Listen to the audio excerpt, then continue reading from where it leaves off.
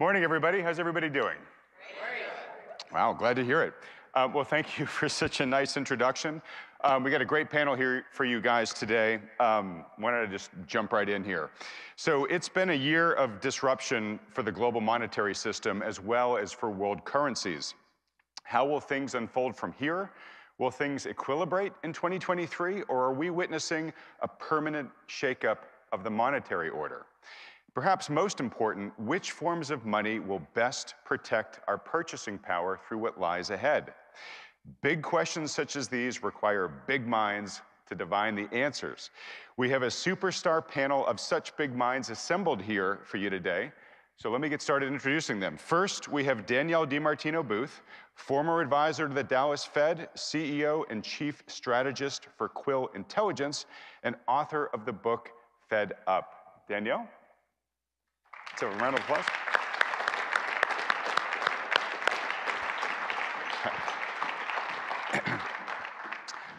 We're also joined by Russ Gray, co-host of the Real Estate Guys Media Empire and educator on real estate investors to more people in this room than I believe I can count. Russ, come on, join us. See you, brother. Thanks, buddy. And we may be joined by one or two other panelists. I'm over here. Bit of a late night last night for several people, so they might be straggling in as we come along here, and we're just gonna roll with it. All right, folks, lots to talk about here. We'll keep this really conversational, so I'm gonna toss questions out there, obviously, but if you wanna riff off of each other's answers, you wanna take things in a different direction that's more interesting to you, you've got total carte blanche to do that. But let's jump right in here. Okay, so the inflation-deflation debate has been a perennial one at this conference, but there's no question that hot inflation has been the biggest driver of monetary policy by far over the past year. How long will it persist, and how far will the central banks have to go to tame it? Those are big questions right now. I'd like to get your perspective on those questions, but I want to get that by asking you to react to this clip of a discussion that I just recorded with famed macro forecaster Dr. Mark Faber. Jens, will you play the clip? We are in a situation where the Fed needs to hit the financial system straight into the face with a fist to show them the resolution of fighting inflation.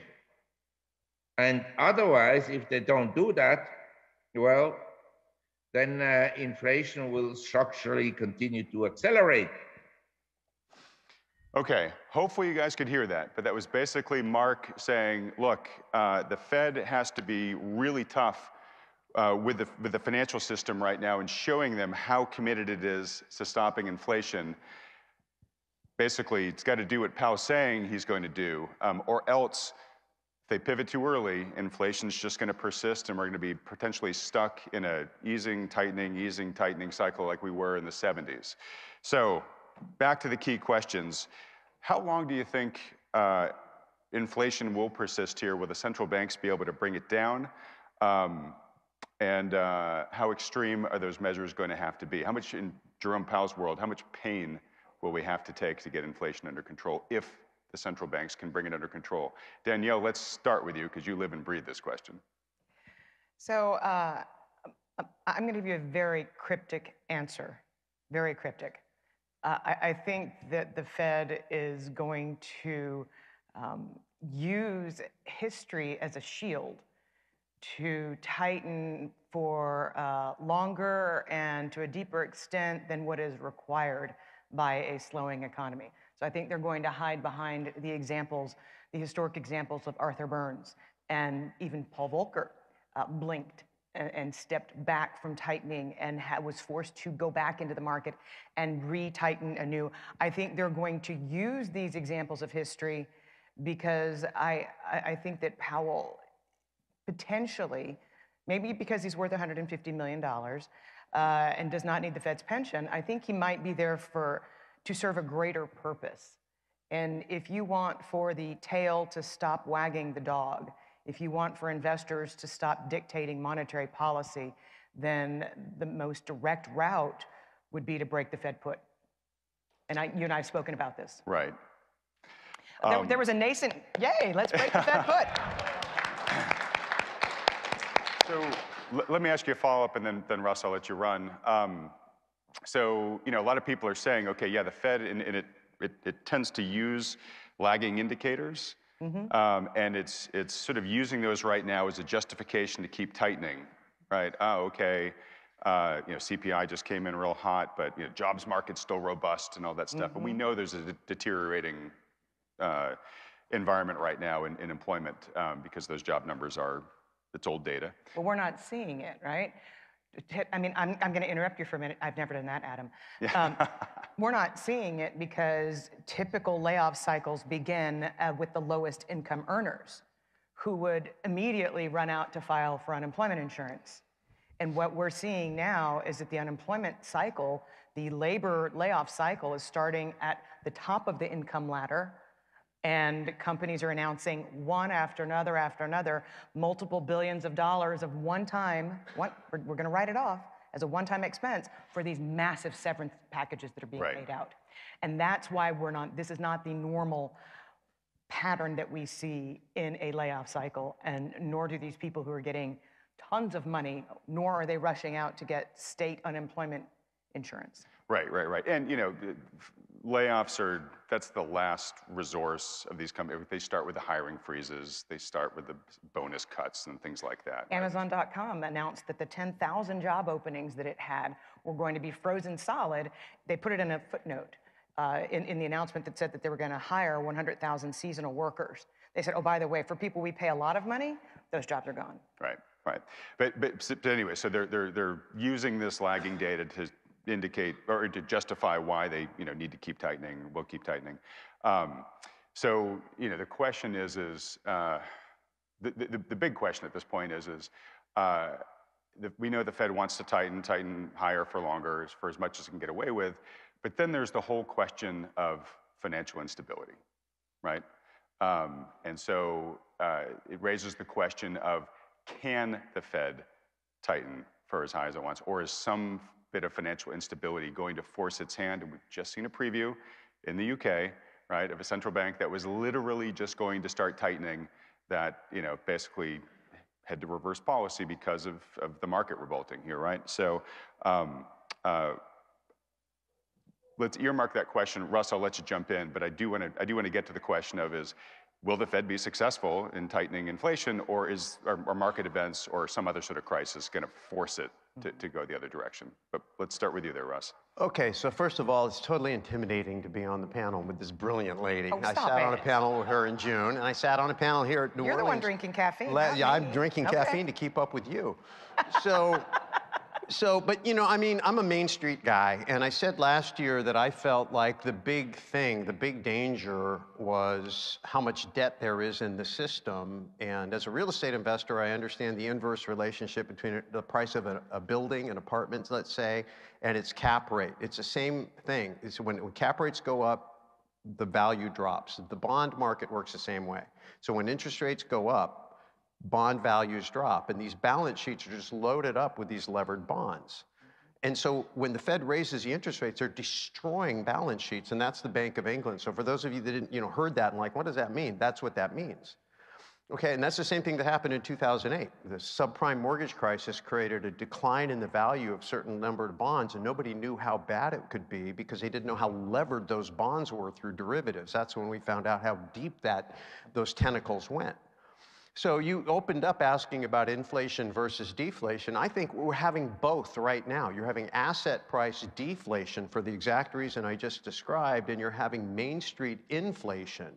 And so it's Main Street inflation where the voters are pissed and really feeling it that the Fed is trying to contain. You look at history and what Volcker had to do to break that kind. He had to take interest rates up to an unbelievable level. So the next question is, can the Fed do that?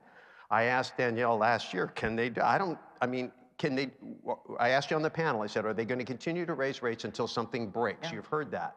And then the next question is, what's going to break? And you answered without hesitation, the credit markets. And that's the bond market will blow up. That is the credit market. And so I kind of have a question for her to take it off in a little bit of a tangent. But I We see like that, tangents. well, the repo market's Makes got my job easy. the repo market's got 2.4 trillion in it right now. And The so reverse repo facility yeah. So at the Federal Reserve. So money market funds are they're not rushing into treasury bills, even though short rates are rising to the extent they are, because there's something that is even more risk-free than a treasury bill, and that's this facility that the Federal Reserve has set up for these money market funds to get 3.05% in overnight. Right, which right. they So that's why continuously do every day. that's why your banks don't want you to keep your money in a checking account or a savings account. They try to encourage you to go into a money market account because deposits in a bank are a liability to the bank, and they need to convert it into an asset. And so they use that money to purchase these T-bills and put them on. But when they need liquidity, they have to go back into the repo market and raise the cash. And so the next question is, we have a strong dollar. Mark Scouse and I went back and forth on this the other day, and I have a theory, and I want to run this by you, that there's nothing about the economy, I think, that says, oh, the dollar should be strong, right? So to me, it's like the reason the dollar is strong is because there's a huge demand for dollars, and it begs the question, what's the demand for dollars? I think it's margin calls on the bond portfolios that are collapsing. That's my theory. What do you think? So there are two distinct, I'm going to sound like an economist, and I apologize in advance. So there are endogenous factors to the domestic U.S. economy. There are exogenous factors. Both of which are pulling on the dollar. So Nick Timmerose, the mole at the Fed, was tweeting yesterday about the Swiss National Bank pulling down on its swap lines that are set up at the New York Federal Reserve. That's telling you that not just one Swiss bank, because the number went up from 1 week to the next, but it's telling you that there is stress in the global financial system. Stress meaning a demand for dollars. Yeah, whenever I say stress, think demand for dollars. Because you've watched what's happened to the yen. You've watched the Japanese authorities try and defend that currency. At the same time, they're conducting quantitative easing. You've seen what happened with British pound sterling, and now you see that the euro is around parity with the dollar. I was in Geneva just a few days ago, and I took advantage of that strong dollar and got some shoes. And they're lovely, by the way. Well, no, not these. No, they're later this afternoon. But there is great demand for the dollar. We don't realize that the frontier markets, you wake up one day and you're like, what do you mean Sri Lanka's going bankrupt? Well, in the heyday that we've had, a lot of markets, a lot of countries on a sovereign level have been able to access dollar funding. A lot of banks now rely more on dollar funding. A lot of corporations, non-financial corporations, globally, they rely on the dollar funding market. So even though you're like, well, the United States, economy's in the pisser, why is the dollar so strong?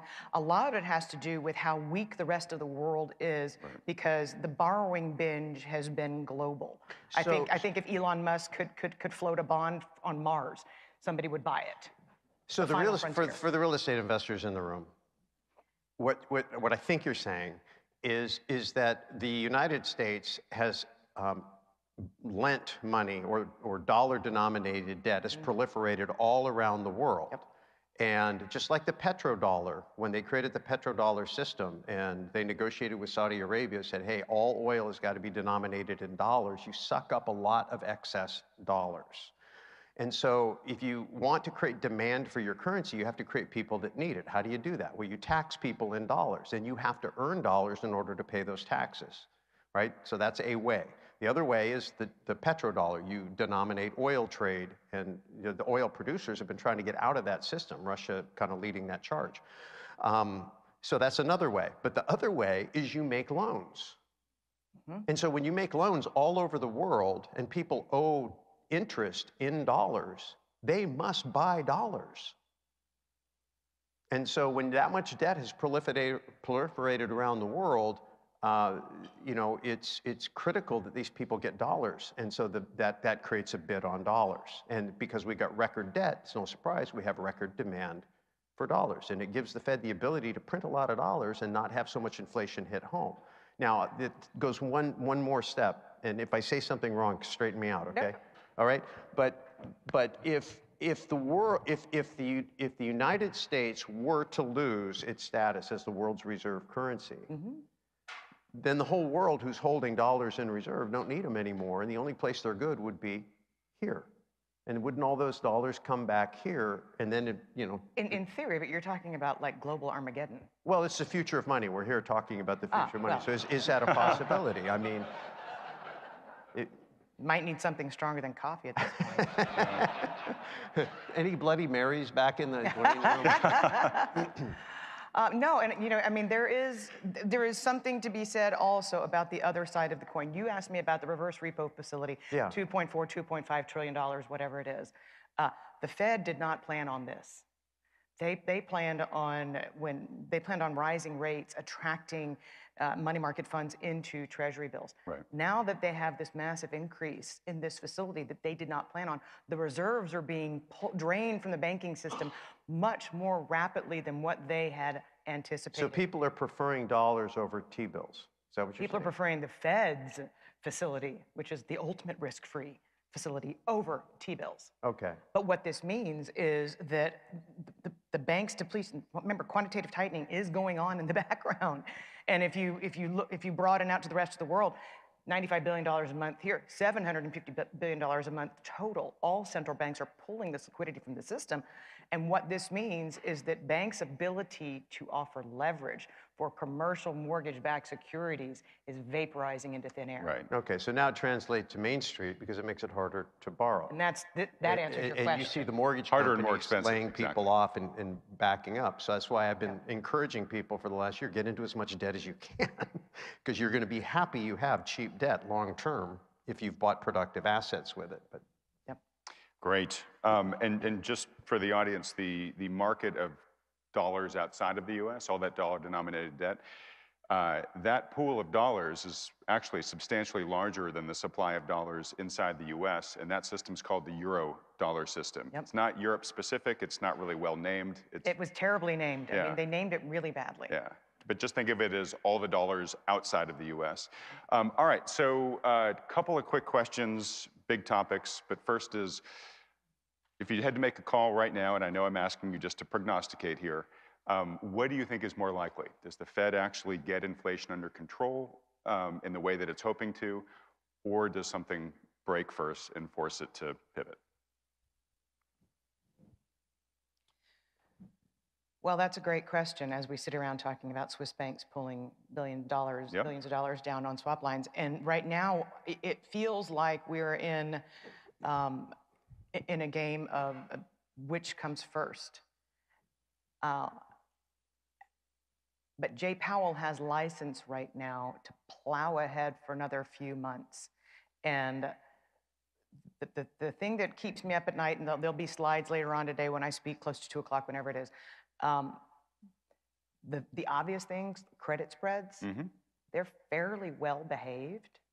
And they continue to suggest that nothing is breaking yet, but there are other indicators that suggest that a credit event is brewing.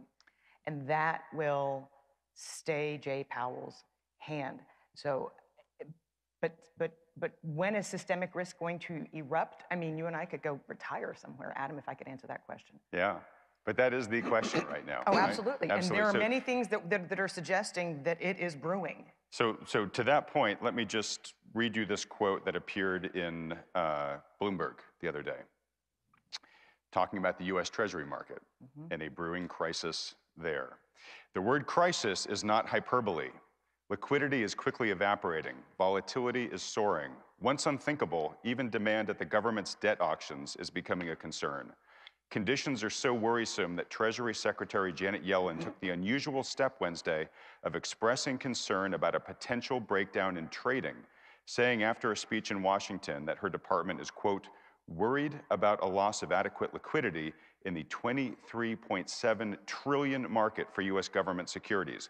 Make no mistake, if the Treasury market seizes up, the global economy and financial system will have much bigger problems than elevated inflation. So if you can, talk for a moment about how bad, nuclear perhaps, a seizure of the U.S. Treasury market would be, and do you see that as a potentially likely development here? So March the 23rd, 2020 was when the Federal Reserve marched in with its massive post-pandemic bailout.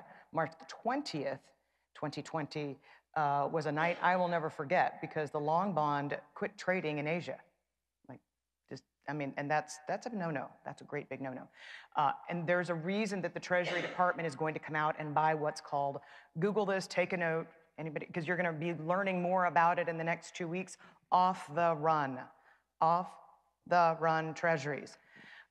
So the Treasury Department is going to be basically pulling old, crusty, dusty, long-dated treasuries out of the market that are very illiquid to begin with. So they're going to be pulling them out of the system and replacing them with more liquid new issuance in order to try and address some of this liquidity problem. And it's, I hate to say this about, I mean, let's not give her credit because other people have been saying that this needs to be done for months now.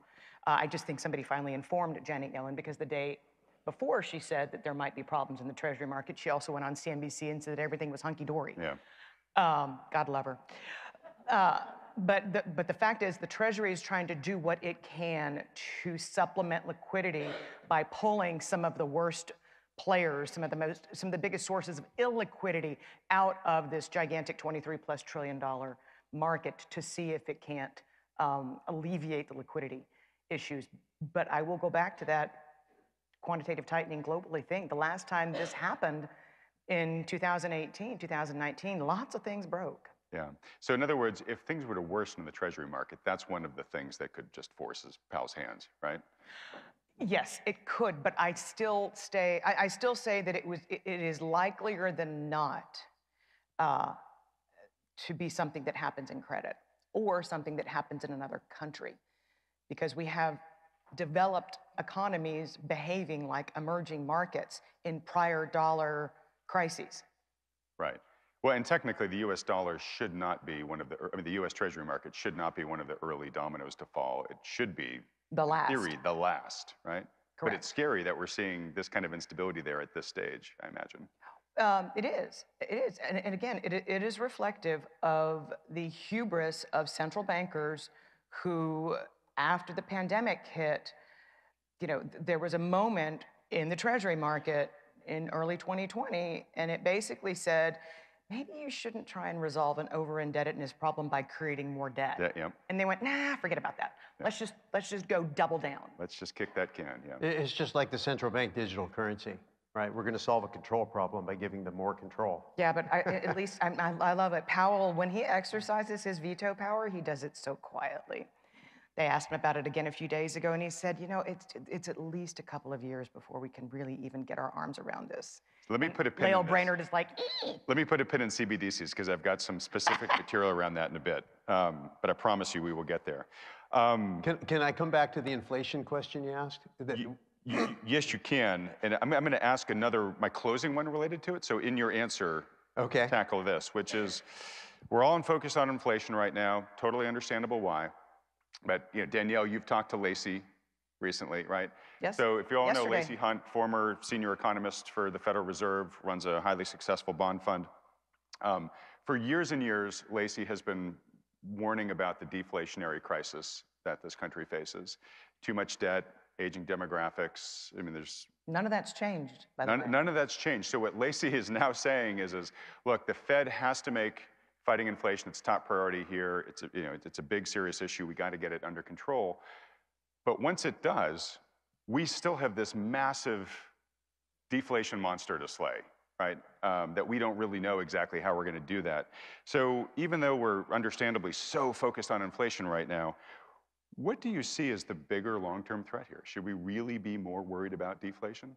Well, I was speaking to Lacey just a few days ago. He's like, Danielle, used car prices have completely round-tripped. And I'm like, yes, sir, yes, they have. And they have. And what was the single most largest driver? I think it's like 4% of the CPI. But what was the biggest driver of inflation post-pandemic? Used car prices. That's how far off the reservation they went and back. Moreover, we have, if you look at Mortgage Bankers Association weekly purchase applications, they come out every Wednesday morning at 7 a.m. Central. In half the time that it took after the housing bubble burst, 1/2 the time, we've seen an equal amount of decline in purchase applications to buy homes. And that means something very important. Fannie Mae did an extensive study and looked back at the past at how long it takes shelter inflation to manifest in the consumer price index. And that is typically 5 quarters.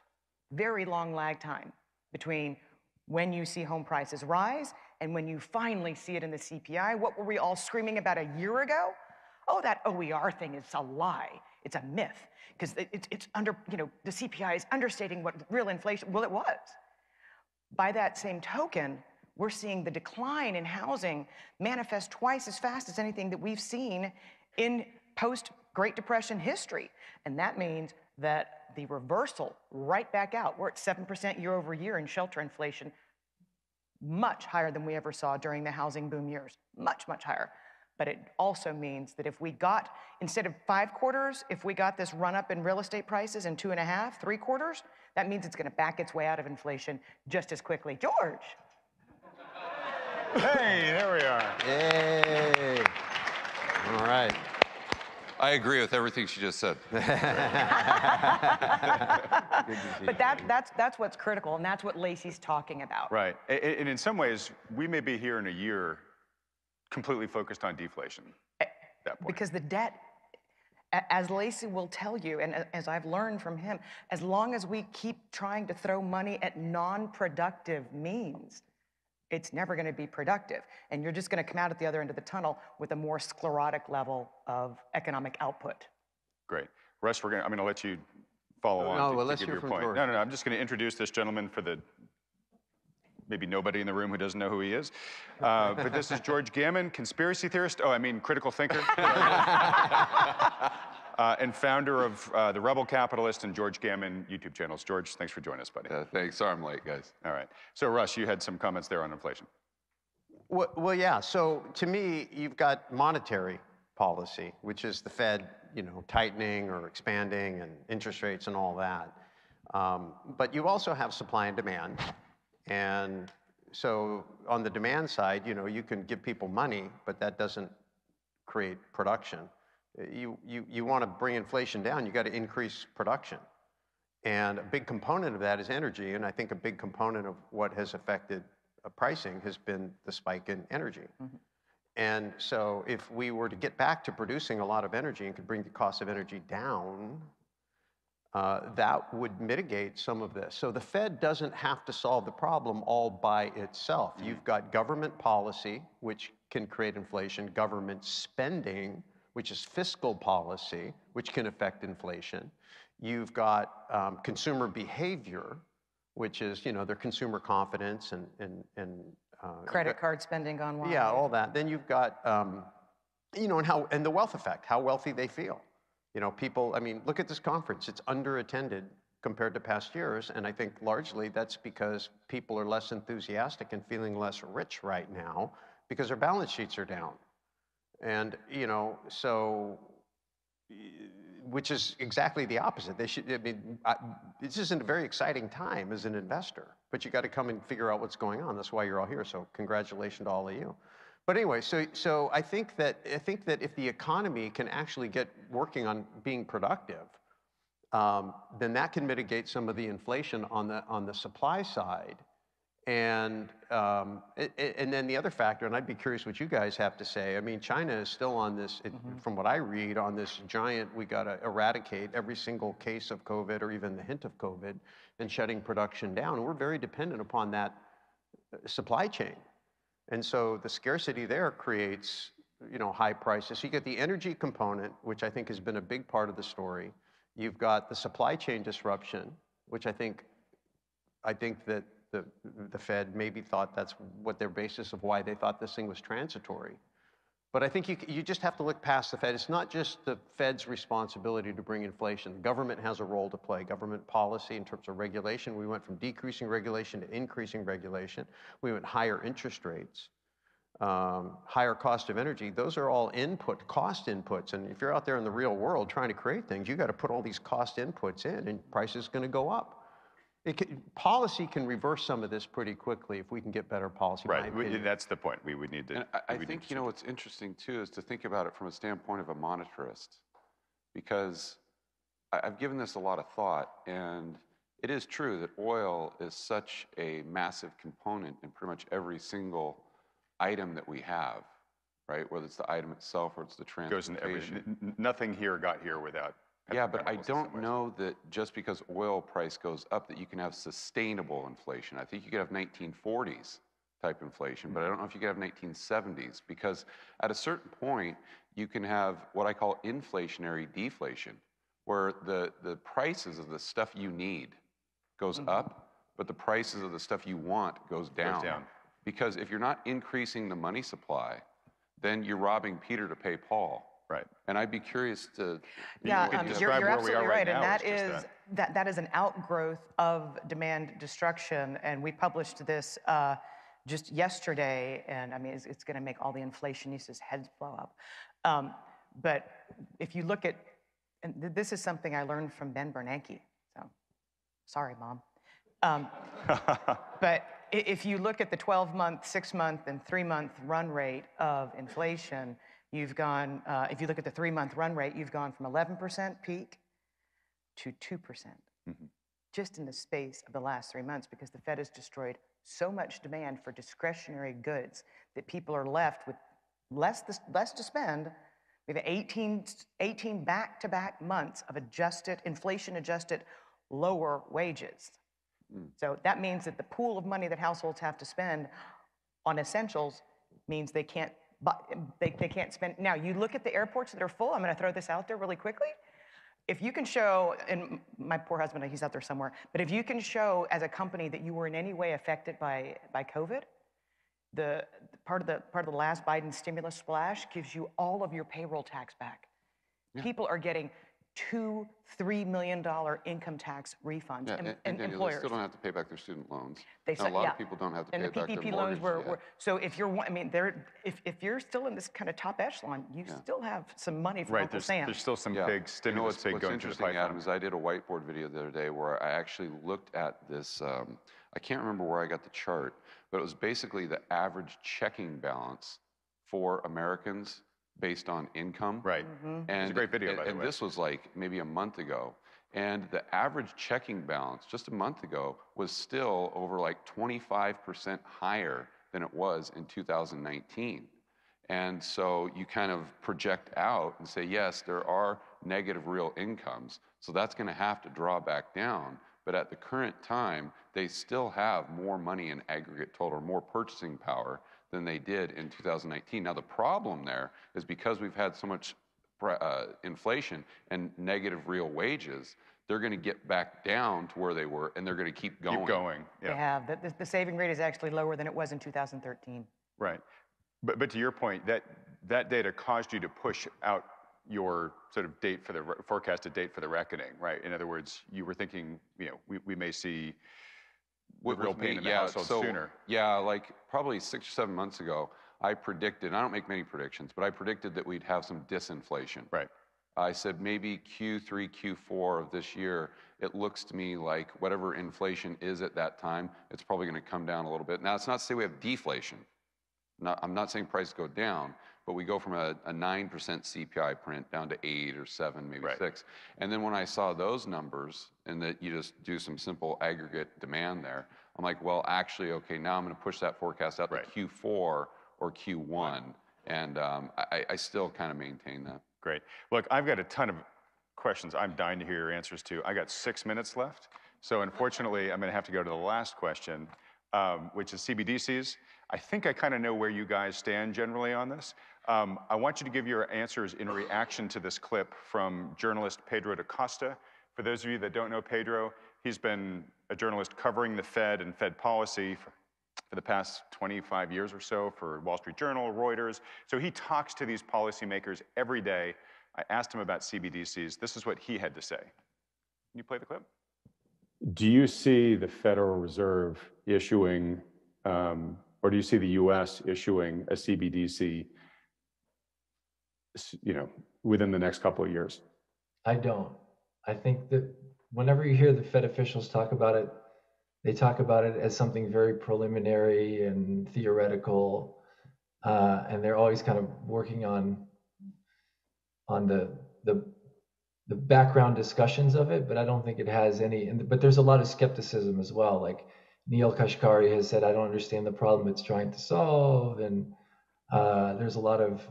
I think it's very early stages for anything material to emerge, and I'm not sure that it ever will emerge. So All right, panelists, well, I I'm got not to sure ask if you them, could hear okay, all why, that, but why that? basically, he said Why there's that a lot of skepticism? skepticism to it, and he's not even. Neil Kashkari says, "I'm not sure the problem that it solves." He said, "Given what I'm hearing from these guys, like I'm not sure if we're ever going to have one." I think they need to watch my presentation from yesterday. Yeah, I think they do too. but I'm not saying he's right. All I'm saying is he talks to the policymakers daily, and he gets the vibe that this is not a priority for them. I mean, as long as if Jay Powell quits, then we can reopen this subject. But as long as Jay Powell's there, it's not happening. And I think it all depends on the circumstances. I mean, if we don't have any type of black swan event or financial crisis, I'd probably agree with them. So if they don't have a crisis to take advantage of. Yeah, I mean, if we have another, Except the one they're creating. Yeah, Yeah, but I mean, if we had like yeah, another GFC or COVID, heaven forbid, some sort of black swan event where the whole world was ending, I think they go to that central bank digital currency pretty quick. They set up FedNow, which is basically the infrastructure for it. That's not the CBD, but that's the infrastructure for it. Yeah, I mean, that's a clearing mechanism. So from there, if they're in a crisis situation, you don't think that they would say, okay, just download the Fed app so we can get those stimulus checks to you, immediately, if that's what those Keynesians thought would save the system? I think they would. So if it stays like it is today, then I would agree with him. But again, if you have that black swan event, I think things change. I don't see Republicans letting that happen. And after the CPI print hit a few mornings ago, put north of 80% the chance of the GOP getting the House of Representatives. So Yeah, but they're not going to legislate in the kind of Elizabeth Warren AOC, happy dream of giving people money again directly. Yeah, but in 2019, I wouldn't see Republicans locking you in a cage for 6 months either. They did that. Well, yeah, yes, George. Yes, they did. All right. And you're still getting over it. Okay. I am. I'm still pissed off at that, damn it. Yes, Republicans will always butter their bread. Republicans are not going to butter Elizabeth Warren's bread. All right. It ain't happening. Russ, anything on CBDCs? I just think that when you talk to these guys, if you can imagine interviewing the Wizard of Oz, pay no attention to that man behind the curtain. You with me? A little bit of misdirection, possibly? Yeah, I'm just, I just feel like anything that gives you more control and you have the ability to implement something that gives you more control, I just think politicians, and ultimately I think the Fed is fairly political, they're going to take it. I'm just... Not Jay Powell. What's that? Not Jay Powell. I hope you're right. I mean, you know him. I don't know him. Yep, I just, not Jay Powell. Because he knows that once the Fed does this, the Fed doesn't exist. The Fed disappears. I'm just very skeptical of any political body or authority that has a great degree of control over our Main Street lives being able to restrain that power. And if the whole safety net is this one guy standing in the gap and he goes away, Yeah, no, I mean, it's scary. I mean, we've got like 3.5 years or so the clock is ticking because somebody who would stupidly advocate for the Federal Reserve to disappear would say, sure, we'll let Treasury buy us, because that's what it is. It's a leveraged buyout of the Federal Reserve, which it ceases to exist as an independent agency once you have CBDC in place. All it is a teller to do the Treasury's bidding. That's all it is. Just hand the money out to the people, monetize it directly, and then the Federal Reserve disappears. And then we're like a socialist state, and then I have to move to like New Zealand or somewhere. Give or take. 50 seconds left. Just to your last point there, Danielle, some people say we should not have a Fed, we should have interest rates just set by the market.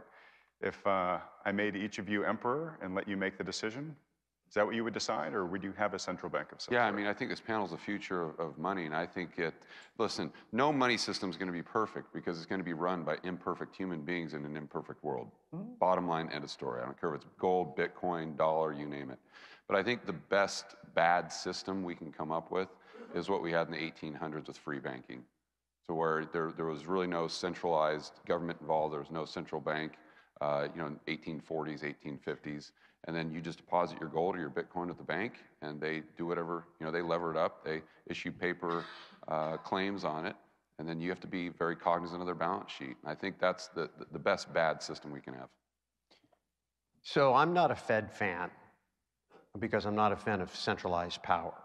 But with that said, I think that the real key is sound money. If you can't fabricate money out of thin air, if there wasn't fractional reserve banking, if there wasn't the ability to just add digits to the computer or whatever it is they do to expand and contract the money supply, there would still be the ebbs and flows of economic activity, people overinvesting, malinvesting, but it would be a lot smoother, in my opinion. So to me, if I could wave a magic wand and pick one thing, it would be sound money. Great. Yeah, see, I disagree. I still think fractional reserve bank is superior to full reserve, but we can talk. We're going to have to leave Okay, that debate for the hallway. Danielle, I'm going to give you the last 5 seconds because we're over time here, but I have seen what China has done to our intellectual property in a digitized, technological, modern world that we live in. I dare say I'd hate to see what they could do to our banking system if we had it not be like shepherded at all. God knows what they would do to us. great. Thank you so much, panelists. Let's have a big round of applause.